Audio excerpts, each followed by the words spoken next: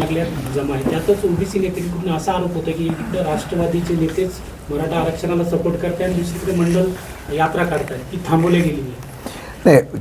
असं आहे की आत्ता देशाच्या राज्याच्या राजकारणामध्ये विकासाचा विषय बाजूला पडलेला आहे, विचाराचा विषय बाजूला पडला आहे. दुर्दैव आहे महाराष्ट्रामध्ये, देशामध्ये धार्मिक वाद वाढवला जातो राजकारणासाठी. ही आमच्या महाराष्ट्राची ओळख नव्हती. मग काय केलं जातं, आज एका विशिष्ट समाजाला विभागणी करायची आणि समाजामध्ये तेढ करून राजकारण करायची ही प्रवृत्ती वाढली. आज तुम्ही शरद पवार साहेबांवर नाव घेत आहे. आम्ही त्यावेळी बोललो की पवारसाहेबांच्या आजच्यापर्यंतच्या राजकीय कारकिर्दीमध्ये त्यांनी कुठल्या समाजाच्या बाबतीमध्ये अशा प्रकारची भूमिका घेतलेली मला दाखवून द्या. डॉक्टर बाबासाहेब आंबेडकरांच्या असलेल्या मराठवाडा विद्यापीठाला नाव दिलं ना, त्यावेळेला किती विरोध झाला. मंडल आयोग लागू केलं ना, कोणी केलं? पहिलं राज्यामध्ये देशामध्ये पहिलं पवारसाहेबांनी लागू केलं, तेव्हा समाज घेतलं का? असं आहे की भाजप हे जाणीवपूर्वक, त्यांना भीती आहे पवारसाहेबांची राज्यामध्ये. हाच एक नेता आहे की त्यांची खुर्ची, त्यांची सत्ता घालू शकतो. म्हणून नियोजन पद्धतीने समाजामध्ये तेढ कशी निर्माण करायची आणि आपली सत्तेची पोळी. आमचं आजही आव्हान आहे, तुम्ही विकासावर जावा. आज मला 2.5 वर्षामध्ये 2 वर्षामध्ये एकदाच तरी विकासावर कुठल्या प्रकारचं सरकारच्याकडून धोरण जाहीर झालेलं का सांगावं. कुठलंही धोरण. आता महिलांच्या बाबतीमधला निर्णय झाला, त्याला आता चाळणी लावायला सुरुवात केली. कर्जमाफीच्या वेळेला बोलतात, तुम्ही जे आश्वासन दिले त्याच्यावर कुठलाही निर्णय घेतला? कुठलाही निर्णय घेतलेला नाही. तुम्हाला असं म्हणायचं का की आता देवेंद्र फडणवीसांनी काल परवा जी बैठक घेतली आणि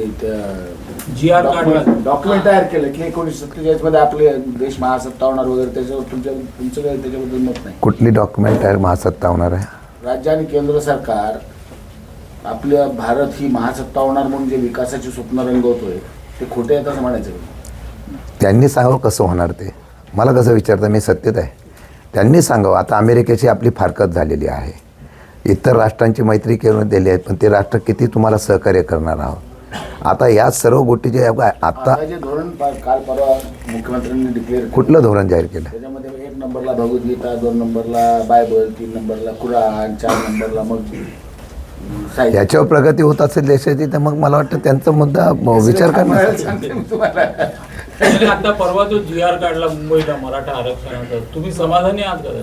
नाही, आता समाधानी कोण? आता ज्यांनी आंदोलन केलं ते समाधानी असतील तर आम्ही कसं सांगायचं ते समाधानी असतील तर मी कसं सांगणार नाही म्हणून. पण हैदराबाद गॅजेटच्या बाबतीमधले जे लोक नोंदी नव्हत्या त्याच्या संदर्भामधला त्यांनी ते लाभ होतील अशा प्रकारची परिस्थिती आहे. दुसऱ्यावरला ते सांगतात ओबीसीला कुठेही धक्का लागणार. आमचं म्हणणं तसंच होतं की ओबीसीचा कोटा वाढवून तुम्ही केंद्रातून अशा प्रकारचं आरक्षण दिलं तर ते टिकू शकतो. आता ते देतील नाही देतील. आता बंजारा समाजाचं आंदोलन सुरू झालेलं आहे, त्यांची मागणी आली. धनगर समाजाचं आंदोलन सुरू झालं, त्यांचं मागणं आलं आहे. त्यानंतर मला वाटतं लिंगायत समाजाचं आंदोलन सुरू झालं, त्यांची मागणी आलेली आहे. शिंदे असं संभाजीनगरनं म्हटलं की याच्यामध्ये नवीन काहीच नाही, याच्यात काही नवीन नाही. आता त्यांच्यात एकमत होत नसेल तर मला कसं विचारताय? खरं त्यांच्यामधल्या वादाचा तिथं फटका समाजाला पडतोय, वेगवेगळ्या समाजाला. माझं आता असंही म्हणणं आहे, खरं ते म्हणाले नाही ह्याच्यात नवीन काय दिलं नसेल तर त्यांनी पद्धत फक्त निश्चित केली एवढं. हां, पद्धत हा नियम जुनाच आहे, प्रमाणपत्र देण्याची एक विहित पद्धत करण्यासाठी काढलेला आहे. आता त्यांच्यामध्ये हे सांगतायत की आम्ही कुठेही तसं करणार नाही. एकनाथ शिंदे बोलतात की पद्धत जुनी आहे, फक्त ते मीच सांगितलं तेच इम्प्लिमेंट केलं जातं. एकनाथ शिंदे इथं का कार्यरत नव्हते मला माहीत नाही मध्यंतरच्या काळामध्ये, किंवा ते श्रेय एकाच पक्षाला मिळावं म्हणून काय नियोजन झालं का याचं पण मला उत्तर नाही. ते त्यांना विचारायला पाहिजे. तुम्ही आता ज्या बैठकीसाठी आलात आणि नंतर मेळावा घेतला वगैरे वेळ, त्या बैठकीच्या दृष्टीने जालना जिल्ह्यामध्ये पक्ष बांधणी मजबूत आहे असं तुम्हाला वाटलंय? कुठे पक्ष बांधायच्या बाबतीमध्ये मी आजही कुठल्या प्रकारचे पक्ष मजबूत आहे असं मी अख्ख्या महाराष्ट्रात समजत नाही. शून्यातून आम्ही पक्ष बांधला पाहिजे. ठराविक जे आम्ही सगळे राहिलेले आहेत त्यांना घेऊन, लोकांचे विषय घेऊन आम्ही पक्ष जर बांधण्याच्या संदर्भातला प्रयत्न केला. आमच्याकडे तेवढं एकच शस्त्र आहे की लोकांच्या प्रमुख मागण्या, त्यांचे प्रश्न, त्यांच्यावर आंदोलन, जनजागृती करणं हेच काम करणार. आणि तुम्हाला जालन्यामध्ये येत्या काळामध्ये युवकांचा प्रश्न असेल, शेतकऱ्यांचा प्रश्न आहे. आता आम्ही निवेदन देण्यापुरतं थांबलेलो नाही. तुम्हाला प्रत्यक्ष लोक रस्त्यावर आमचे आलेले तुम्हाला पाहायला मिळतील आंदोलन करता. कायदा विरोधामध्ये उद्धव ठाकरेंनी राज्यव्यापी आंदोलनाची हाक दिली, त्यावर तुमची काय भूमिका? महाविकास आघाडीने दिलेलं आहे.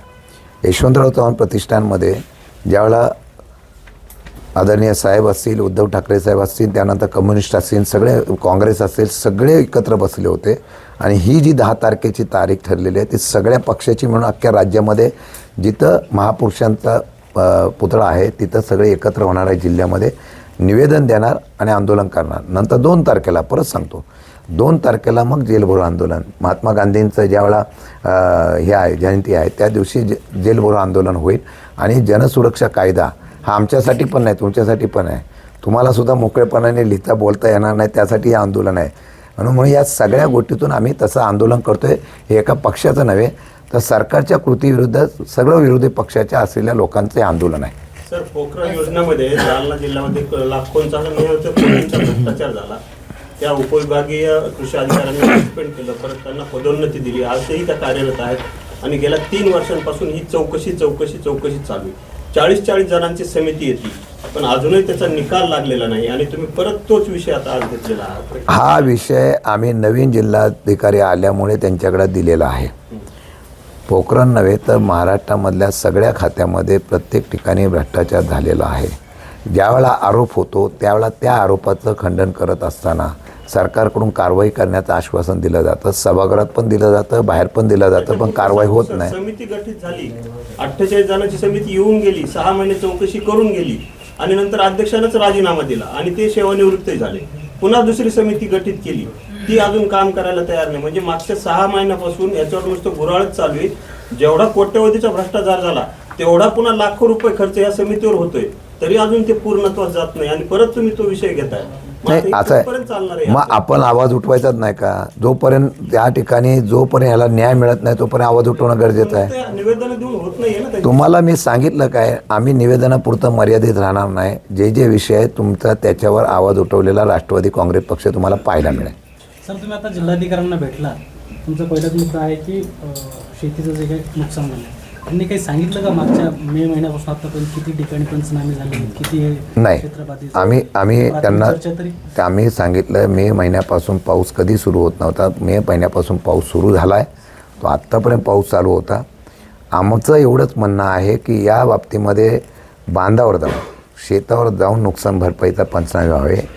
ही ज्यामधून याच्या पद्धतीने जे होते नुकसान भरपाई ते होऊ नये, त्याची पाहणी होऊ नये, त्यांच्याकडून अहवाल घेऊ. आमचं म्हणणं आहे सरकारचा निकषसुद्धा बदलला पाहिजे.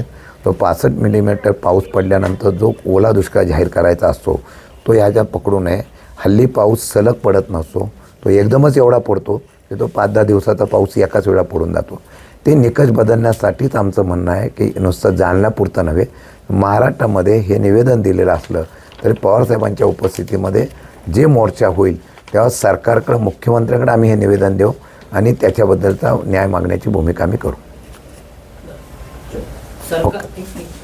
सरकारनं जो जी आर दिला जरांगे पाटलांना त्याविरोधात मंत्री छगन भुजबळ कोर्टात जाणार आहेत, हायकोर्टात. सरकारचे मंत्री आहेत, सरकारच्या मध्ये सरकार काढण्यापूर्वी आम्हाला दाखवलं नाही असं भुजबळ म्हणतात. तर एकनाथ शिंदेंनी सुद्धा असं म्हटलं की जी आर काढण्यापूर्वी माझी भुजबळासोबत चर्चा झाली.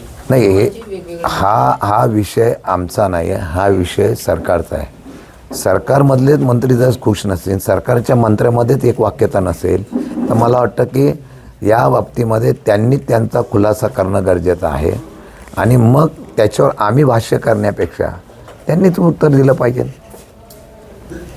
रायगडच्या पालकमंत्री पदासाठी अद्यापही अजून बऱ्याच पालकमंत्र्यापदाचा धुसफूस आहे. नुसतं रायगडचं काय, बऱ्याच लोकांना चांगले पालकमंत्री पाहिजे. नाशिकचं पण पालकमंत्री आता काय होतंय खालीवर ते तुमच्या हातात सत्ता नसल्यामुळे होतंय असं वाटतं. हां, काय होतं राज्याची सत्ता हातात नाही, बऱ्याच लोकांना घेतल्यामुळे ते सत्ता टिकवणं तारेवरची कसरत झालेली आहे. त्यामुळे कमी लोकांच्या हातात सत्ता दिली तर हे प्रश्न उभे राहणार नाही. अजित पवारांचा एक व्हिडिओ सध्या सोशल मीडियावर व्हायरल होतोय. करमाडच्या DSP आहेत, त्यांना DCM बोलतोय, तुला मला बघायचं अशा पद्धतीचं ते आहे. त्यांनी एकदा आत्मक्लेशही केला होता अशाच एका प्रकरणामध्ये. तुमच्या पक्षातून ते तिकडे गेले होतं, काय सल्ला द्याल त्यांना? आता मी कसा सल्ला देणार जुने सहकारी, त्यांना? मी सल्ला कसा देणार? जुने सहकारी, हां, तुमचे जुने सहकारी. नाही, ते जुने सहकारी जरी असले त्यांचा स्वभाव त्यांच्या पद्धतीने आहे, ते बोलण्याची पद्धत त्यांची असते. अधिकाऱ्यांना धाकात घेतात, कार्यकर्त्यांना धाकात घेतात, नेत्यांना धाकात घेतात.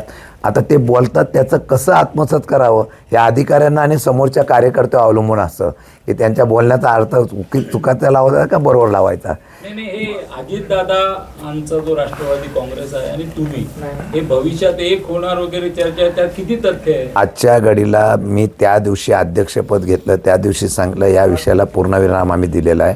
आता आमचं लक्ष पूर्ण पक्ष मजबूत करणं, बांधणं आणि त्या ठिकाणी सत्य करणं. मजबूत होईल ना. हां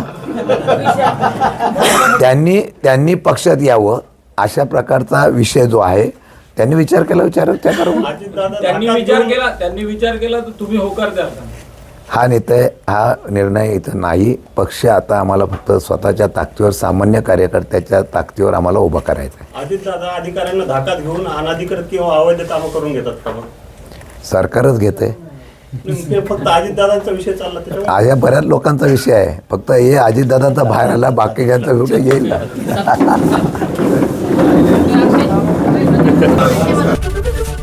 एबीपी माझा, उघडा डोळे बघा नीट.